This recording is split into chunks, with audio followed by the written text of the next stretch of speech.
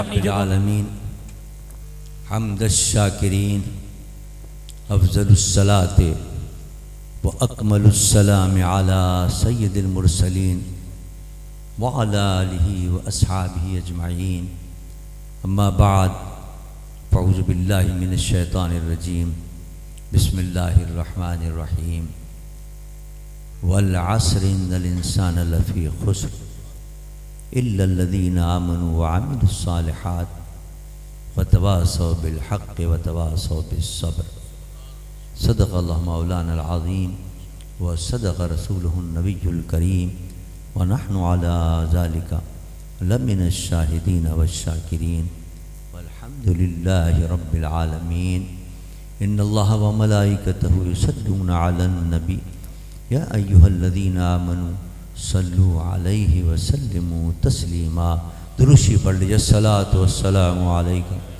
یا رسول اللہ الصلاۃ والسلام علیکہ یا حبیب اللہ الصلاۃ والسلام علیکہ یا رحمۃ للعالمین وعلی آلک واصحابک یا شفیع المذنبین۔ حمد و صلاۃ کے بعد مقتدر علماء کرام، میرے واجب الاحترام بزرگوں، عزیز دوستو، ماشاءاللہ آج کی تقریب اپنے اختتام پر ہے۔ عرس مبارک کی تقریب میں ملک کے مقتدر اور نامور مشائخ اعظام اور خطباء کرام نے شرکت فرمائی اور اپنے اپنے خطابات سے ہمیں اور آپ کو سب کو محظوظ کیا۔ رات کے 12:30 بج چکے ہیں۔ خطاب کا تو وقت نہیں ہے، لیکن میں صرف اتنا عرض کروں گا کہ ہم اور آپ جب کسی کے عرس میں جاتے ہیں تو مقصد یہ ہوتا ہے کہ صاحب عرس کی سیرت کو دیکھیں اور اس کو دیکھ کر اس پر عمل کریں، یہ مقصد ہوتا ہے۔ اب آج جس ذات کے عرس میں ہم یہاں آئے ہوئے ہیں وہ ایک صرف عالم نہیں بلکہ عالم باعمل تھے، صوفی باصفا تھے، شریعت کے پابند تھے وہ، اور طریقت کے بھی عامل تھے۔ آج اللہ نے کیسا ان کو عزت عطا فرمائی ہے، قبر میں آرام اور سکون سے ہیں، اور بڑے بڑے علماء یہاں آ رہے ہیں، تقاریر کر رہے ہیں۔ یہ سبق ہمیں سیکھنا ہے کہ حضرت مولانا کی جو زندگی تھی وہ کامیاب کس طرح تھی۔ قرآن نے کامیابی کے لیے چند چیزیں بیان کی ہیں کہ تمہاری زندگی بڑی قیمتی ہے، والعصر زمانے کی قسم ہے، زمانے کی قدر کرو۔ کامیاب کون ہے؟ الا الذین آمنوا، سب سے پہلے تو یہ کہ عقیدہ درست ہو۔ ایمان اگر صحیح ہے، عقیدہ درست ہے تو پھر اعمال بھی صحیح ہے، لیکن اگر عقیدہ ہی درست نہیں تو کتنی آپ نے کیا کر لیں، کتنی نماز پڑھ لیں، سب بیکار ہے۔ حضرت مولانا اس معیار پر بھی پورا اترتے تھے، الا الذین آمنوا پر الحمدللہ عقیدہ درست تھا۔ اور صحیح عقیدے کی پہچان یہ ہے کہ حضرت امام ربانی مجدد الفسانی رضی اللہ تعالی عنہ نے جو مکتوبات شریف کے اندر عقائد بیان کی ہیں، اس پر جو عامل ہوگا سمجھ لو اس کا عقیدہ درست ہے۔ ان کا مکمل عمل تھا۔ حضرت امام ربانی مجدد الفسانی رضی اللہ تعالی عنہ نے جو مکتوبات کے اندر عقیدے لکھے ہیں۔ اب آج کل کس قدر اختلاف اور اہل سنت میں، کوئی جناب صحابہ کی توہین کر رہا ہے، کوئی اہل بیت اطہار کی توہین کر رہا ہے، کوئی اس پر رافضیت کے فتوے لگا رہا ہے، کوئی اس پر خارجیت کے فتوے لگا رہا ہے، کوئی اس پر ناسبت کے فتوے لگا رہا ہے۔ ابھی حضرت مولانا فدا حسین صاحب اشارے فرما رہے تھے ان تمام چیزوں کی طرف۔ وہ صرف اس وجہ سے ہم نے اکابرین کے طریقے کو چھوڑ دیا ہے اور اپنے عقیدے جو ہے وہ مضبوط نہیں ہیں۔ اگر حضرت امام ربانی کے عقیدوں پر قائم رہیں جو مکتوبات میں آپ نے لکھا ہے تو یوں سمجھیے ایمان ہمارا کامل ہوگا۔ اس کے بعد قرآن کہتا ہے کہ کامیابی کے لیے دوسرا زینہ یہ ہے وَعَمِلُوا الصَّالِحَاتِ، جو کچھ پڑھا ہے، جو کچھ علم حاصل کیا ہے اس پر عمل کرے۔ آج حضرت مولانا نے ساری زندگی علم حاصل کیا، علم کے حصول کے اندر لگا دیا اپنا پوری زندگی، اور اس کے بعد پھر اس پہ عمل بھی کیا۔ کتابوں میں لکھا ہے کہ علم بغیر عمل کے ایسا ہی ہے جیسے انسان کا جسم بغیر روح ہے۔ اگر روح نہیں ہو اس جسم کے اندر تو جان نکل جائے تو جسم بیکار ہو جاتا ہے۔ تو وہ آپ کا علم بھی بیکار ہے، اگر آپ نے عمل نہیں کیا تو علم وہ فائدہ مند ہے کہ جس علم پر آپ عمل کریں۔ حضرت مولانا اشرف مجددی رحمۃ اللہ تعالیٰ علیہ نے اپنی پوری زندگی جب علم دین پڑھ لیا تو پوری زندگی اپنی اتباع مصطفیٰ کے اندر گزاری، اس علم پر عمل کیا۔ تیسری منزل آ جاتی ہے، ابھی بھی کامل نہیں ہوا آدمی، ابھی بھی ان الانسان لفی خسر کے اندر ہے، خسارے کے اندر ہے۔ اللہ فرماتا ہے کامیابی کے لیے تیسرا زینہ کیا ہے؟ وتواصوا بالحق وتواصوا بالصبر۔ خود تو آ گیا راستے پر، لیکن اب کو دوسروں کو بھی راستے پر لا رہا ہے یا نہیں لا رہا؟ حضرت مولانا نے پھر یہ منصب بھی سنبھالا، اور حضرت اس کے لیے کسی شیخ طریقت سے اجازت حاصل کرنی ہوتی ہے یا ان سے نسبت حاصل کرنی ہوتی ہے۔ ماشاءاللہ اپنے ہمارے والد گرامی وقت کے قطب حضرت شاہ مفتی محمد محمود الوری رحمۃ اللہ تعالیٰ علیہ کے دامن عقیدت سے وابستہ ہوئے، ان سے فیض حاصل کیا، اجازت و خلافت حاصل کی، اور جو کچھ پڑھا تھا جس پہ عمل کیا تھا پھر دوسروں کو بھی اس راستے پر لگایا ہوں۔ اب مکمل ہو گیا کام، الا الذین آمنوا وعملوا الصالحات وتواصوا بالحق وتواصوا بالصبر۔ اب وتواصوا بالحق کے اندر حق کی بات کہنا یہ بھی ہے، یعنی ایک تو دوسروں کو ہدایت کرتے رہنا، بھئی یہ کام کرو، یہ اچھا کام ہے، یہ برا کام ہے، لیکن حق کی بات کہنا یہ بڑا مشکل کام ہے۔ اللہ اکبر، اس کے اندر آپ اندازہ کریں کسی ظالم اور جابر شخص کے سامنے یا کسی حاکم کے سامنے حق بات کہنا، یہ حدیث مبارک کے لحاظ سے بہت بڑا جہاد ہے، جہاد میں سب سے افضل جہاد ہے یہ۔ حضرت مولانا اشرف مجددی رحمۃ اللہ تعالیٰ نے یہ کام بھی کیا ہے۔ جمعیت علماء پاکستان کے پلیٹ فارم پہ وہ شامل ہوئے 70 کے اندر انہوں نے اس میں شامل ہو کر، اس وقت بڑی تحریک چل رہی تھی جناب، سیکولرزم کے خلاف چل رہی تھی، سوشلزم کے خلاف تحریک چل رہی تھی، انہوں نے عملی طور پر جدوجہد کی، عملی طور پر اس میں حصہ لیا۔ اس کے اندر آج کل کیا مولویوں سے کہتے ہیں بھائی آؤ اس میں حصہ لو۔ جمعیت علماء پاکستان ایک مذہبی جماعت ہے اور سیاسی جماعت ہے۔ سیاست کا مطلب ہے حضور کی سیاست، میرے نبی کی سیاست، خلفاء راشدین کی سیاست، یہ گندی سیاست نہیں ہے پاکستان والی۔ ارے صاحب ہم تو سیاست سے دور ہیں، ہم سیاست نہیں کرتے، پھر تو ہم مکمل نہیں ہیں۔ پھر مکمل وہ ہوگا وتواصوا بالحق وتواصوا بالصبر، جو خود بھی عمل کرے پھر دوسروں کو بھی راہ راست پر لے کے آئے، دوسروں کو بھی وصیت کرے حق کی اور حق بات بتائے۔ ارباب اقتدار اس وقت کس انداز سے ملک کو تباہ و برباد کر رہے ہیں، کوئی ہے ان کو بتانے والا، کوئی ہے ان کو روکنے والا؟ حضرت قائد ملت اسلامی حضرت علامہ شاہ درانی رحمۃ اللہ علیہ ہر دور کے اندر انہوں نے یہ وتواصوا بالحق پہ عمل کیا ہے، حق بات کی ہے ارباب اقتدار کے سامنے، اور ان کو جناب راہ راست پر لائے۔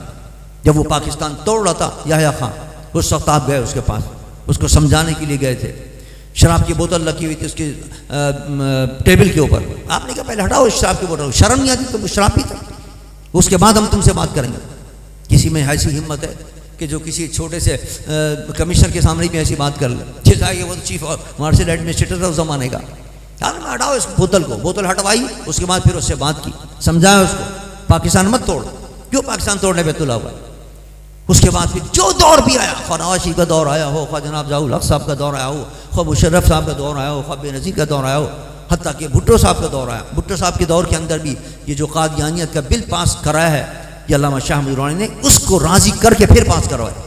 کتنا بڑا کارنامہ تھا، مطلب وہ ایک سیکولر ذہن کا آدمی تھا۔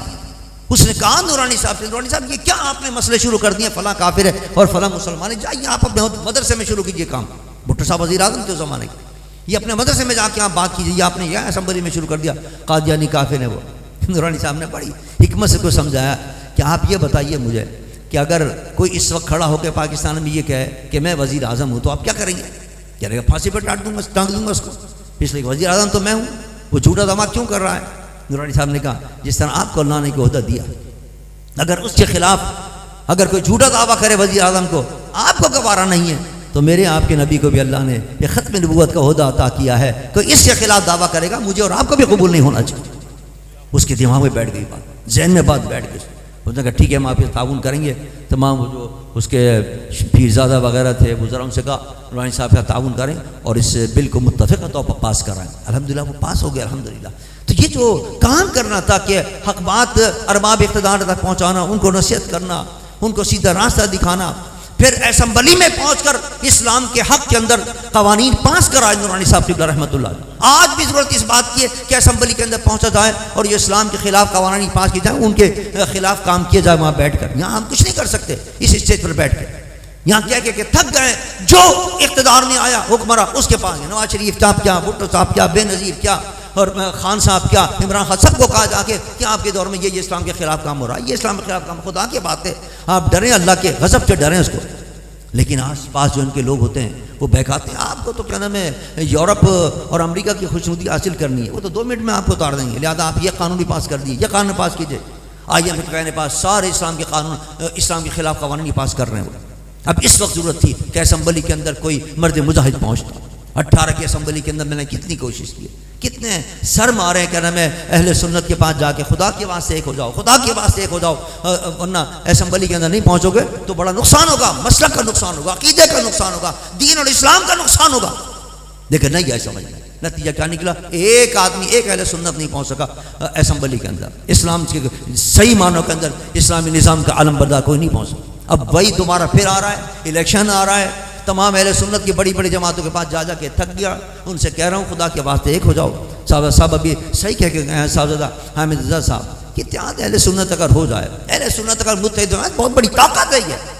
لیکن اب سوچئے ہر ایک اپنے اپنے ذاتی مفاد کے اندر لگا ہوا ہے اور کوئی اہل سنت کے لیے سوچنے کے لیے تیار نہیں ہے۔ اس صورتحال کو دیکھ کر سن 2002 کے اندر میرے قائد حضرت علامہ شیخ احمد درانی رحمۃ اللہ تعالیٰ علیہ نے متحدہ مجلس شمل بنائی تھی، تمام مسالک کے لوگوں کو جمع کیا اور تمام مسالک کے لوگوں کو جمع کر کے ایک طاقت بنا کر سیکولر عناصر کے مقابلے میں آئے اور 70 کے قریب سیٹیں جو ہیں وہ اسمبلی کے اندر حاصل کر لی۔ ایک سیٹ حاصل کرنا مشکل ہوتی کسی مولوی کو، اور یہاں 70 مولوی پہنچ گئے۔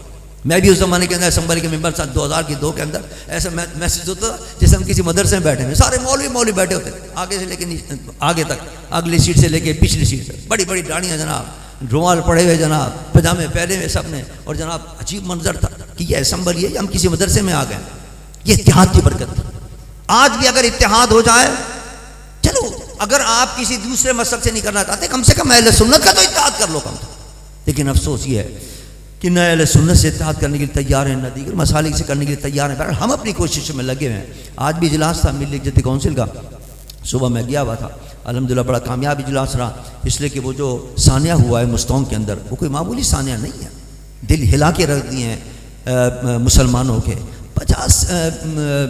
60 کے قریب عاشقان مصطفیٰ کا خون بہائے وہاں، 60 کے قریب جام شہادت نوش کی عاشقان مصطفیٰ نے، اور ان ظالم حکمرانوں کی بے غیرتی اور بے ہمیت دیکھی، کان پر جھونک نہیں رنگ رہی، کوئی وہاں جا کر پوچھ نہیں رہا ان کو کہ آپ کو کیا دکھ ہے، اور آپ کا ہم کم سے کم غم تو ہلکا کر رہے ہیں کم سے کم۔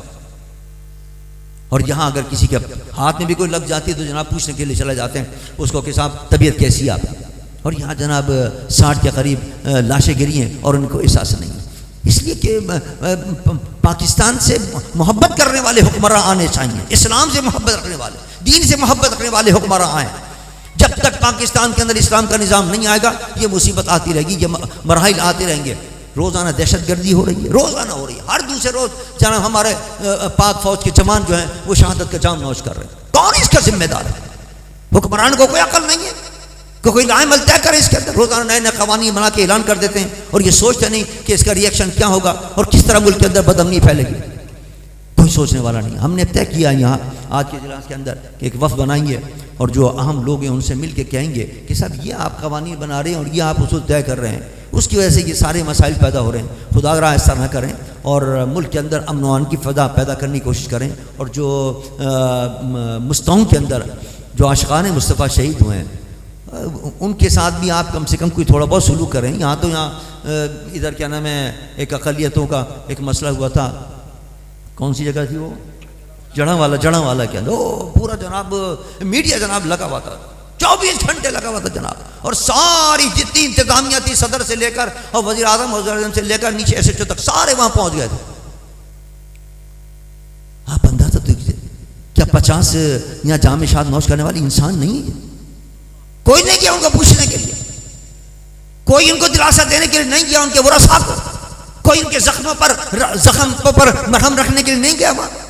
یہ بے حیثی ہے ہمارے حکمرانوں کی، اور یہ صرف اس وجہ سے کہ اہل سنت متحد نہیں، اگر اہل سنت متحد ہو جائیں اور متحد ہو کر اپنی آواز اٹھائیں تو کسی کی ہمت نہیں ہوگی کہ آواز اس قسم کے اہل سنت کے ساتھ وہ بے ہمیت کا وہ سلوک کریں اور بے غیرتی کا وہ سلوک کریں۔ بہرحال ہماری کوشش اپنی جگہ پر ہے۔ یہ عرس کی محفل اسی لیے ہوتی ہے کہ اس میں دعا کریں اللہ کے ولیوں کے صدقے میں کہ اللہ تعالیٰ جو پاکستان پر مصیبتیں آ رہی ہیں وہ مصیبتیں ہم پر ڈالے اور پاکستان کی حفاظت فرمائے اللہ تعالیٰ، اور پاکستان میں اسلام کا بول بالا کرے، نظام مصطفیٰ کا بول بالا کرے۔ اگلے الیکشن اللہ کرے یہ ایمانداری سے کرا دیں تو کوئی چند اہل سنت کے یا چند اسلام سے محبت رکھنے والے، دین سے محبت رکھنے والے لوگ اسمبلی میں پہنچ جائیں تو جو گند پچھلی حکومتوں نے کیا ہے، ٹرانسجینڈر جیسے بےہودہ بل جنہوں نے پاس کیے ہیں، گھریلو تشدد جیسے بےہودہ بل اسلام کے خلاف جنہوں نے پاس کیے ہیں، وہ کم سے کم جا کر اس کو تو ہم ختم کرائیں، جس کی وجہ سے اللہ کا عذاب آ رہا ہے اس پاکستان کے اوپر۔ یہ خطرناک بل اور اللہ کے نافرمانی والے بل انہوں نے منظور کیا، قانون بنائے پاکستان کے اندر، لہذا لیکن اس کے لیے بہرحال اتحاد کی ضرورت ہوگی۔ کوشش بھی کریں ہمارے لوگ دوست ساتھی، اس کے لیے دعا بھی کریں کہ اللہ تبارک و تعالیٰ اس پاکستان پر رحم کرے اور ہم اہل سنت کو اور مذہبی قوتوں کو مل کر متحد ہو کر ان سیکولر عناصر کا جو کہ نام ہے پاکستان کو سیکولر اسٹیٹ بنانا چاہتے ہیں، دادینی اسٹیٹ بنانا چاہتے ہیں، ان کا مل کر مقابلہ کریں اور پاکستان میں اسلام کا بول بالا کریں اور نظام مصطفیٰ کا بول بالا کریں۔ اللہ تعالیٰ ہماری آپ کی سب کی کوششوں کو، بالخصوص جمعیت علماء پاکستان جو کوشش کر رہی ہے، ہماری کوششوں کو اللہ تعالیٰ بارور فرمائے اور پاکستان کے اندر اسلام کے پرچم کو بلند فرمائے اور نظام مصطفیٰ کے پرچم کو بلند فرمائے۔ میں پھر مبارکباد دیتا ہوں مولانا طیب صاحب کو، ماشاءاللہ بہت اچھا سنبھالا انہوں نے۔ ہمارے حافظ محمد اشرف صاحب رحمۃ اللہ تعالیٰ علیہ کے کام کو، انہوں نے جو ان کا مشن تھا علم کو پھیلانا اور علم کی طرف جو ارشاد الحمدہ اس دارالعلوم کو لے کے چل رہے ہیں، اللہ کا کرم ہے، اس کا بہت لاکھ لاکھ احسان ہے کہ ان کے صاحبزادے حامد ماشاءاللہ عالم بن گیا ہے اور بہت اچھا عالم بن گیا الحمدللہ۔ اس نے صحیح معنی میں سنبھالا ہے، وہ بھی اس کام کو ماشاءاللہ ان کا ہاتھ بٹا رہا ہے اور سنبھال رہا ہے۔ اللہ تبارک و تعالیٰ اس سارے خانوادے کو سلامت رکھے اور ان کو علمی اور دینی اور عملی برکتیں عطا فرمائے اور ان کے کام کے اندر برکتیں عطا فرمائے اور ان کو مزید ہمتیں عطا فرمائے اور اپنے آباء و اجداد کے طریقے پر چلتے ہوئے علم مصطفیٰ کی اشاعت اور عشق مصطفیٰ کو پھیلانے کی توفیق عطا فرمائے۔ وما علینا الا البلاغ۔